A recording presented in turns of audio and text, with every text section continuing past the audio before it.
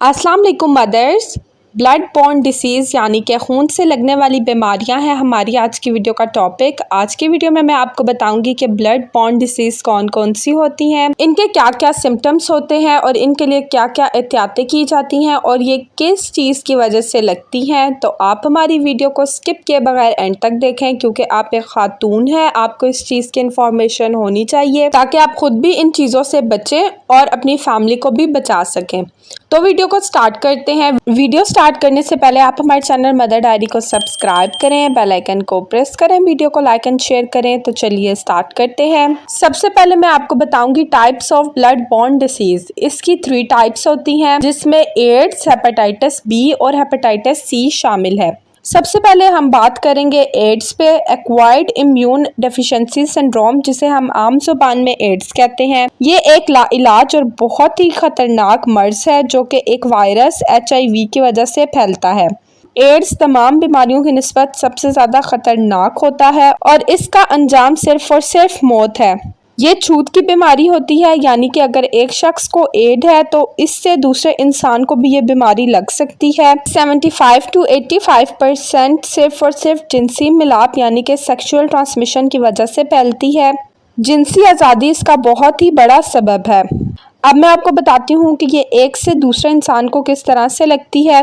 अगर एक औरत अपने बच्चे को अपनी छाती का दूध पिलाती है और उसको एड्स है तो उस मासूम बच्चे को भी ये बीमारी लग सकती है। अगर किसी शख्स को ऐसे शख्स का खून लगता है जिसे एड्स है तो इसकी वजह से भी उस शख्स को ये बीमारी लग सकती है। अगर किसी हॉस्पिटल या डॉक्टर के पास ऐसा होता है कि एक ही नीडल से अगर बार बार इंजेक्शन यूज़ किया जा रहा होता है तो इससे भी ये बीमारी फैलती है।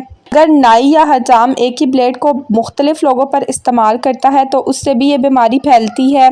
आप अक्सर नीम हकीम डॉक्टर्स के पास जाते हैं जो कि प्रॉपर डॉक्टर्स नहीं होते, उनकी प्रैक्टिस नहीं हुई होती और वो डॉक्टर्स बने बैठे होते हैं। अक्सर वो लोग ऐसे औजार इस्तेमाल करते हैं जो स्टेरिलाइज नहीं होते। उनके गंदे औजार इस्तेमाल करने की वजह से भी आपको एड्स हो सकता है, यानी कि उन्होंने किसी ऐसे शख्स पर इस्तेमाल किए हों जिसको एड्स की बीमारी हो, तो इससे आपको भी ये बीमारी लग सकती है।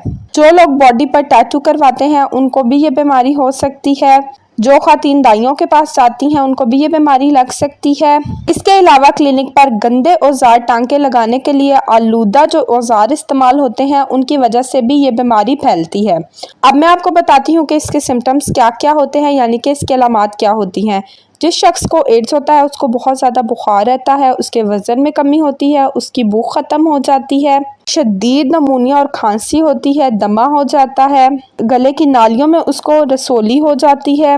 इसके अलावा उसको नाकाबिले शदीद ख़ारिश होती है जो कि किसी भी तरीके से ख़त्म नहीं होती। तो ये कुछ सिम्टम्स हैं एड्स के। अब हम इसकी एहतियात पे बात करते हैं कि इसके लिए आप क्या क्या एहतियात कर सकते हैं। सबसे पहले तो आपको इस्लाम के असूलों पर अमल करना चाहिए। सिर्फ एक ही लाइफ पार्टनर तक आपको महदूद रहना चाहिए। अक्सर मर्द हजरात ऐसे करते हैं, मैं यहाँ पर सबकी बात नहीं कर रही, अक्सर लोग ऐसे करते हैं कि बीवी होने के बजाय बाइट देखते हैं, दूसरी ख्वातीन के पास जाते हैं, तो इस वजह से भी एड्स की बीमारी फैलती है। और आजकल के मौसम में तो ख्वातीन का भी यही हाल है। तो इस चीज़ से बच्चे खुदारा एक ही जीवन साथी के साथ अपनी ज़िंदगी को महदूद रखें। मरीज को खून लगाने से पहले एड्स का टेस्ट ज़रूर करना चाहिए। एड्स वाली औरत को हामला नहीं होना चाहिए। अदर कंट्रीज से आने वाले लोगों की अच्छे तरीके से एड्स की स्क्रीनिंग करनी चाहिए। इसके अलावा गैर तरतीब याफ्ता दवाइयों से बच्चे की पैदाइश नहीं करवानी चाहिए। शादी से पहले लड़का और लड़की दोनों का एड्स का टेस्ट होना ज़रूरी है। ब्लड ट्रांसफ़र के वक्त एड्स, हेपेटाइटिस बी और सी के टेस्ट की लाजमी पाबंदी करनी चाहिए। जिनसी आज़ादी से परहेज करें। टीका लगाने के लिए जरासीम से पाक नई नीडल का इस्तेमाल करें, यानी नई सिरंज का इस्तेमाल करें। हजाम से नए ब्लेड से शेव करवाएं। नीम हकीम और फुटपाथ पर बैठे डॉक्टरों से बचें। नाक और कान छेदने के लिए जरासीम से पाक औजार इस्तेमाल किए जाएं। खतने करवाने के लिए जरासीम से पाक औजार इस्तेमाल किए जाएं। इसके अलावा मर्द और औरत दोनों को शादी के बाद हर साल एड्स का टेस्ट करवाते रहना चाहिए। तो ये कुछ एहतियातें हैं जिनको करके आप लोग एड्स की खतरनाक और जानलेवा बीमारी से बच सकते हैं। अब हेपेटाइटिस बी और हेपेटाइटिस सी पे बात करते हैं। इन दोनों के सिम्टम्स, रीज़न सब कुछ सेम ही है। हेपेटाइटिस बी और हेपेटाइटिस सी ये भी छूत की मर्ज है। हेपेटाइटिस जिगर की सोजिश को कहते हैं। हेपेटाइटिस बी वायरस HBV की वजह से फैलता है और हेपेटाइटिस सी वायरस HCV की वजह से फैलता है। हेपेटाइटिस बी और सी की चंद वजूहात हो सकती हैं। जैसा कि सर्जरी पोस्टमार्टम के दौरान मरीज़ को टीके लगाने या खून देने के अमल में अमला खुद ज़ख्मी हो जाए, इससे हेपेटाइटिस मुंतकिल होता है। सेकंड वन इज़ ब्लड लगाने, थूक, आंसू, सीमन और जिस्म की दीगर रतूबतों यानी सिक्रेशन से मुंतकिल होता है। यानी कि किसी शख्स को आप ऐसे शख्स का ब्लड लगाते हैं जिसको हेपेटाइटिस बी या सी है, या उस शख्स का थूक उसके मुंह में जाता है, या आंसू जाता है, या सेक्सुअल ट्रांसमिशन के दौरान सीमन जाती है। इसी तरह जिस्म की डिफरेंट सिक्रेशंस अगर मुंतकिल होती हैं तो इससे भी ये वायरस फैलता है। नेक्स्ट वन इज़ आलूदा सिरिंज से टीका लगाने या एक ही सिरिंज को बार बार इस्तेमाल करने से भी ये वायरस फैलता है। आलूदा औजारों से सर्जिकल प्रोसीजर करने या फिर टांके लगाने से भी ये वायरस फैलता है। दाइयों का बच्चे की पैदाइश के दौरान बगैर स्टेरिलाइजेशन के औजार इस्तेमाल करने से भी ये वायरस फैलता है। फैमिली प्लानिंग के लिए आलूदा औजारों का इस्तेमाल और चोरी छुपे अबॉर्शन के लिए आलूदा औजारों से भी ये वायरस फैलता है। आलूदा औजारों से नाक कान छिदवाने, खतरे करवाने, जिस्म पर टैटू बनवाने से भी ये वायरस फैलता है। हेपेटाइटिस बी और हेपेटाइटिस सी की हामला औरत से नौज़ायदा बच्चे में भी मुंतकिल हो सकता है।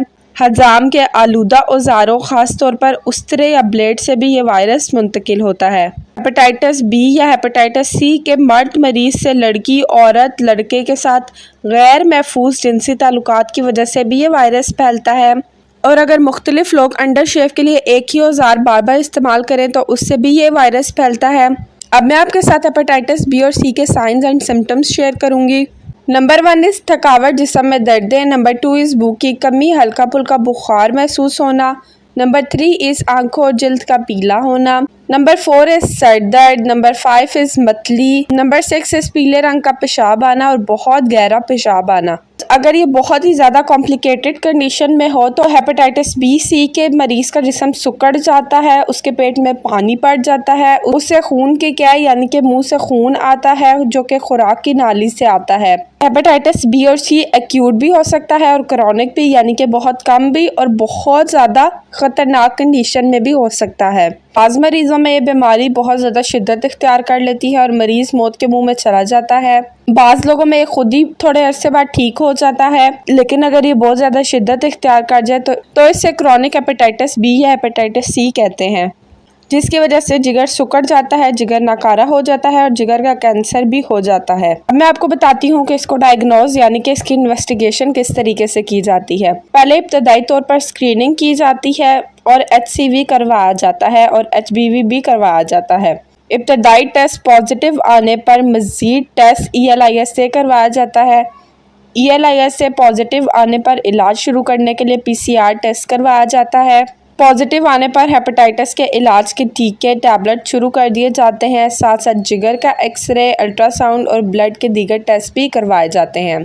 एंड में मैं आपको इसकी कुछ एहतियातें बताऊंगी क्योंकि एहतियात इलाज से बेहतर है। हेपेटाइटिस को डायग्नोस करने के लिए टेस्ट करवाया जाए। मरीज को खून देने से पहले हेपेटाइटिस का टेस्ट किया जाए। टीका लगाने के लिए जरासीम से पाक नई सिरिंज इस्तेमाल की जाए। सर्जिकल प्रोसीजर में तसल्ली बख्श जरासीम से पाक औजार इस्तेमाल किया जाए। मरीज को घर के अफराद से तसल्ली बख्श जरासीम से पाक औजार इस्तेमाल किया जाए। मरीज को घर के अफराद से अलहदा किया जाए क्योंकि मुतासिरा लोग घर के दीगर अफराद को मर्ज दे सकते हैं। हम शेव घर पर खुद करनी चाहिए। अगर हजाम से करवानी पड़े तो हर दफा नया ब्लेड इस्तेमाल किया जाए। अंडर शेव यानी पाकी के लिए हर लड़का मर्द अपना अलहदा रेजर इस्तेमाल करे। डॉक्टर्स, नर्सेज, डिस्पेंसर को ऐसे मरीज की देखभाल और टेस्ट करते वक्त ग्लव्स यानी दस्ताने इस्तेमाल करने चाहिए। ऑपरेशन, सर्जरी, टांके लगाने और पोस्टमार्टम के दौरान अपने हाथों को जख्मी होने से हर सूरत बचाना चाहिए। ये मैंने आपको कुछ एहतियातें बताई। इसके अलावा अमला अस्पताल अपनी वैक्सीनेशन जरूर करवाए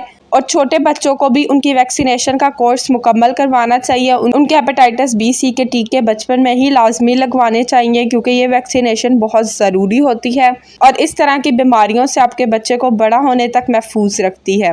मुख्तलिफ़ किस्म की वैक्सीनेशन की जाती हैं, वैक्सीन्स लगवाई जाती हैं जिसकी वजह से इस बीमारी से बचा जा सकता है। तो ये था हमारी आज की वीडियो का टॉपिक। मैं उम्मीद करती हूँ कि आपको हमारी आज की वीडियो पसंद आई होगी। वीडियो पसंद आए तो हमें कमेंट बॉक्स में ज़रूर बताएं। हमारे चैनल मदर डायरी को सब्सक्राइब करें, बेल आइकन को प्रेस करें, वीडियो को लाइक एंड शेयर करें। डिफरेंट वीडियोज़ के लिए हमारे चैनल पर मस्ट विजिट करें, चाहे वो प्रेगनेंसी से रिलेटेड हो या बेबी प्रॉब्लम से रिलेटेड या चाहे वो ब्यूटी टिप्स से रिलेटेड हो या कुकिंग से रिलेटेड।